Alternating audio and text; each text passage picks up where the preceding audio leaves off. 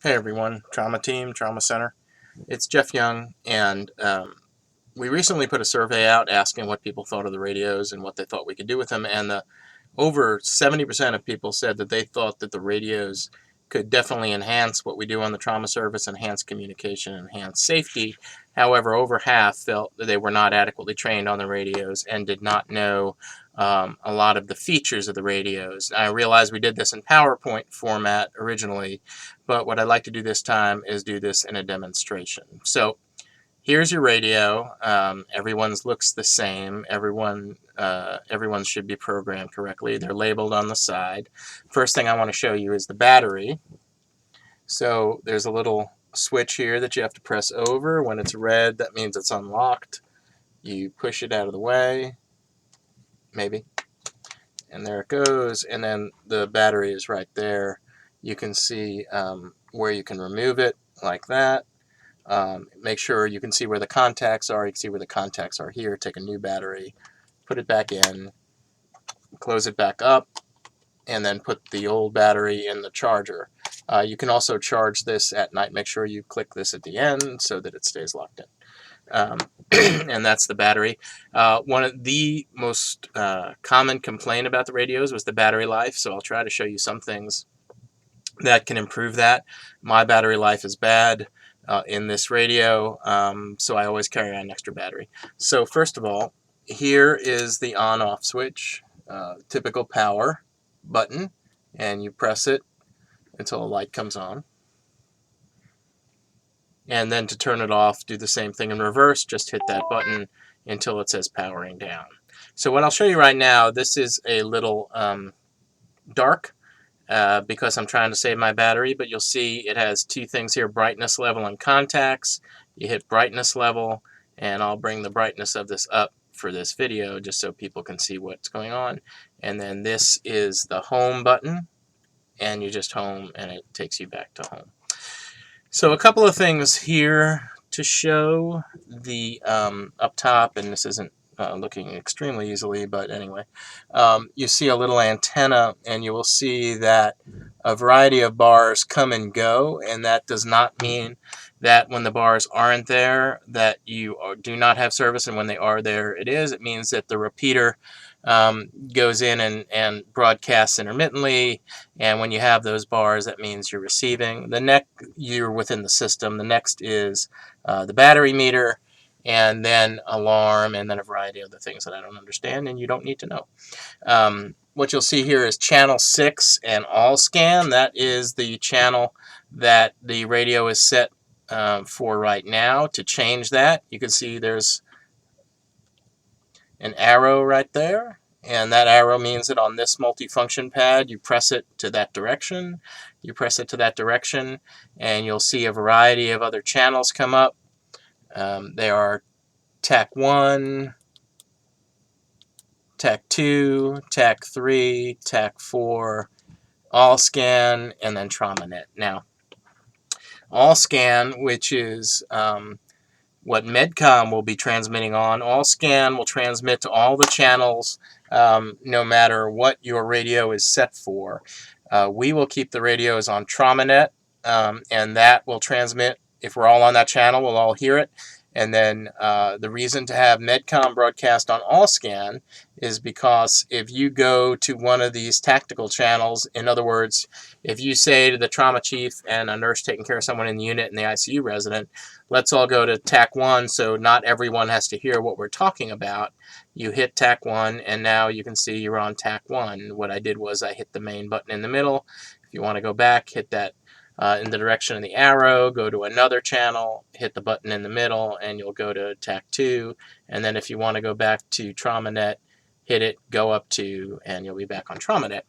And when you're on TAC 1 or TAC 2, you can speak to the other people who meet you on that channel, like for a meeting, but Medcom will hear it, but everyone else will not hear it at that point. So you can have a semi-private conversation on there where you're worried about people being in the elevator and hearing stuff that they won't. But when Medcom transmits on AllScan, then that AllScan transmits to all the channels, so you will hear if there is an alert.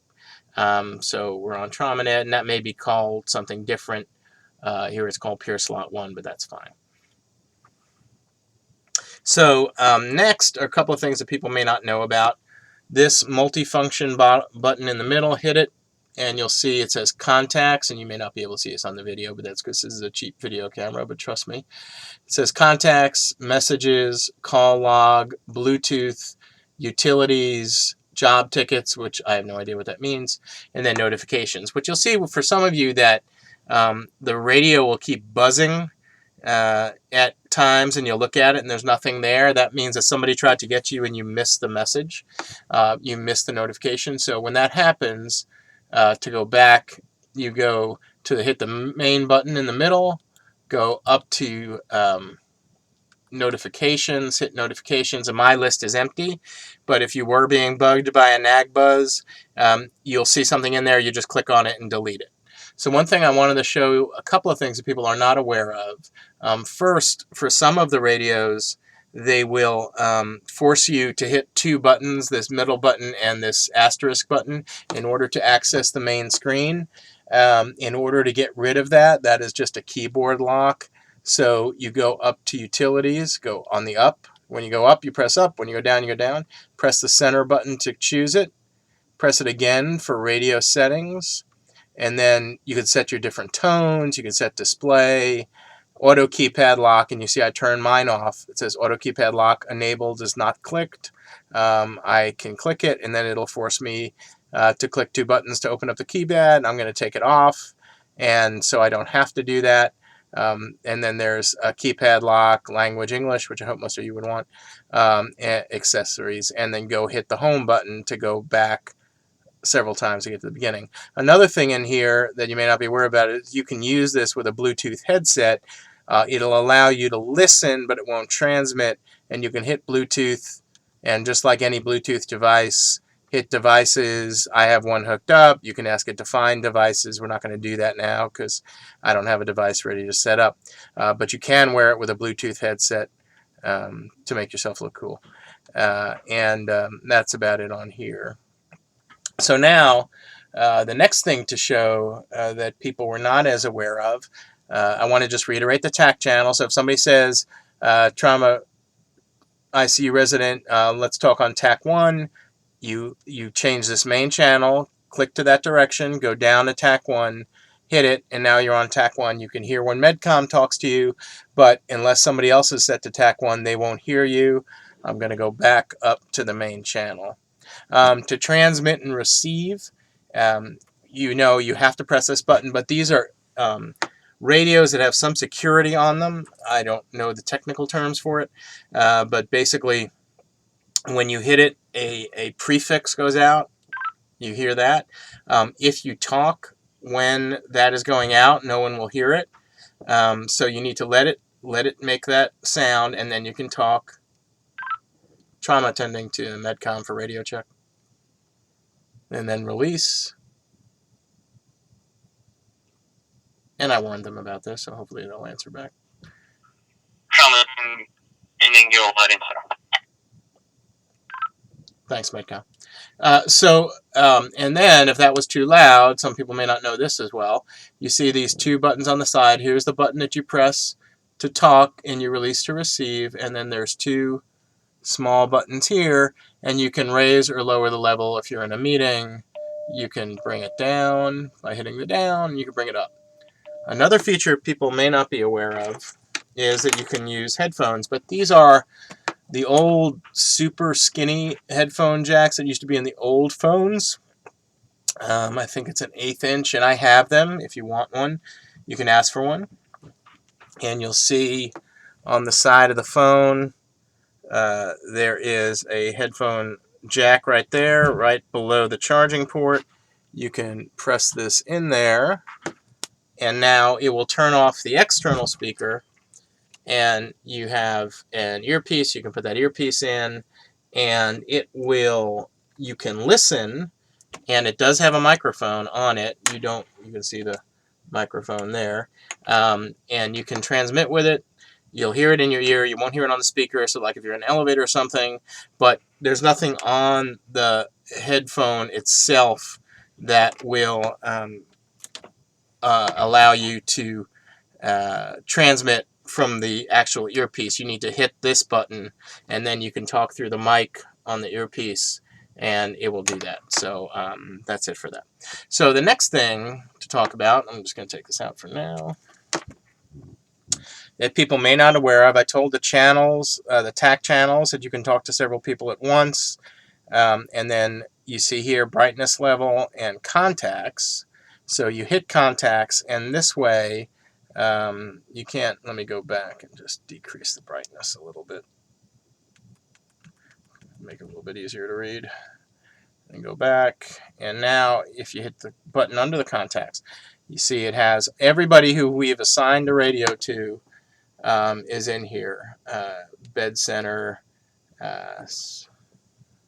call 1, CT, emergency medicine 1, 2, medcom, nursing supervisor, ortho, or charge nurse, spares, and then SPICU charge, NP. The TAC channels are in here, so you actually can go to those channels through the contacts and not through the main screen if you'd like to, and then all of the individual radios. So now what you can do, if you want to talk, let's say, to the trauma chief, assuming he has the radio, you can hit the button to activate it, and then it will ask you, do you want to send an alert?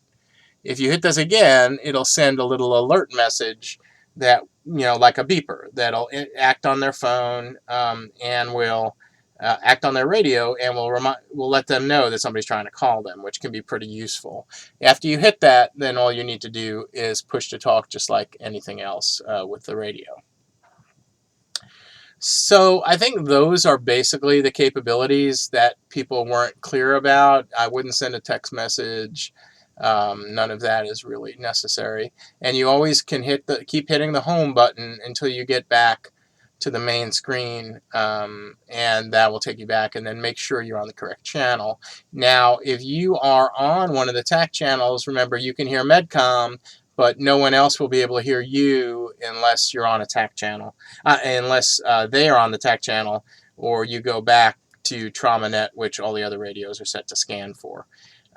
So I hope that was somewhat helpful in explaining some of the additional capabilities of the radios. As you know, the radios are not capable outside of really the footprint of the main hospital. They do work pretty well in radiology now. They work better in the ED since we spent money on repeaters. So I think it functions pretty well throughout the hospital. But you're never going to be able to hear it unless you're wearing one, it's charged, it's on, and it's loud enough for you to hear. And with the earpiece, you can even wear it in the OR by putting the earpiece under your gown and just hooking this up into your shirt where you're still in the sterile zone, and you can hit the button or not. It's just a capability I wouldn't recommend using all the time, but in a very busy night when you're trying to communicate with people, it could be useful. So if there's any further questions, we can make another video, but I hope this helps to explain some of the other components of the radio to help people use it. Thanks.